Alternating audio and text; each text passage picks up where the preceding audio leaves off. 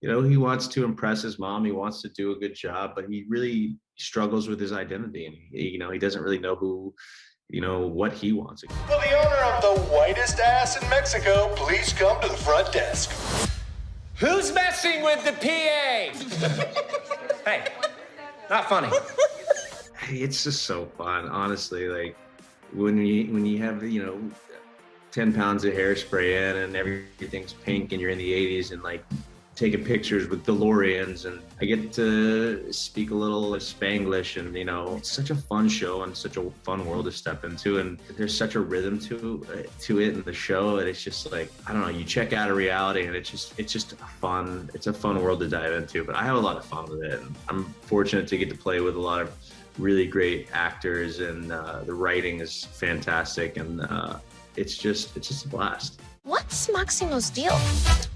I think he's Mexican. All of my fraternity brothers come down to Las Colinas to congratulate me on my engagement. The guy who's narrating Eugenio, he's like, they were all like USC frat guys, and his nephew's like, so they're all basically Chad. He's like, yeah, let's go with that. And so I'm calling him throughout the whole episode, Chad, Chad, Chad, Chad, and Chad. I get to have a little bromance with the Memo character, and it's really fun. It's probably one of my favorite episodes of season 2. Chad and Julia made their engagement official, but I was happy for them because I had my eyes on someone new. ¿Cómo te llamabas? Máximo. Yeah, I don't think he's a bad guy. I think he's like, his intentions are great. He's got mommy issues, obviously, and like he wants to impress his mom. He wants to do a good job, but he really struggles with his identity, and he doesn't really know what he wants exactly. And I think that the really fun thing to play with in this world is the narrator can kind of flip on a dime of how he misremembers things, and this is my story, let me tell it how I want to tell it. And it's such a great breeding ground for comedy. My name's Sam Evans. I like comic books, sports. I'm dyslexic, so my grades aren't that good, but I'm working on it. I haven't really spent too much time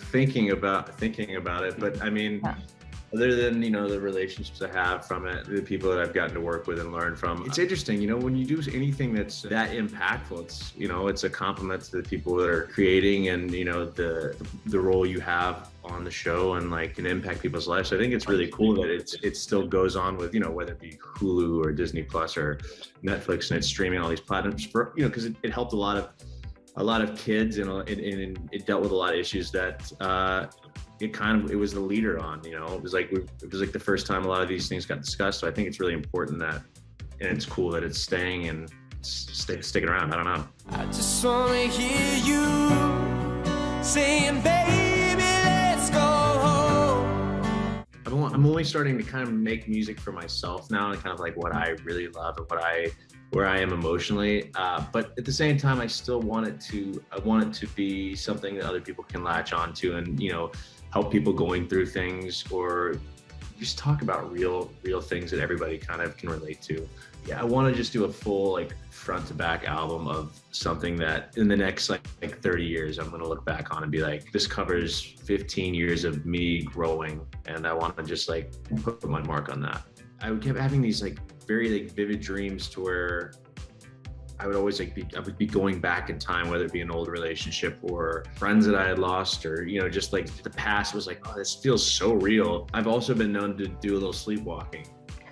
And then one night, like I had this dream, and I woke up and I was in my kitchen, and I wrote down this title, Sleepwalking in the Rain. And I was like, I don't really know what this means yet. I kind of just stored it in old notes in my phone, and I went into the session, and I was scrolling through notes, and I was like, oh, I remember this and that emotion behind it. And then the chorus just kind of came out. It was just one of those moments. I have some funny sleepwalking stories. I don't remember half. My parents tell me, but I think I was probably like 12 or 13. I walked into my parents' room, and this is when, we had landlines, and it was plugged into the wall. But I walked in there at like 12 years old, and my mom and dad said, hey, Chord, what are you doing? What are you doing? And I just pick up the phone, and I just walked out of the room with it still plugged into the wall. And like, I'm kind of, in my household, I was known for sleepwalking.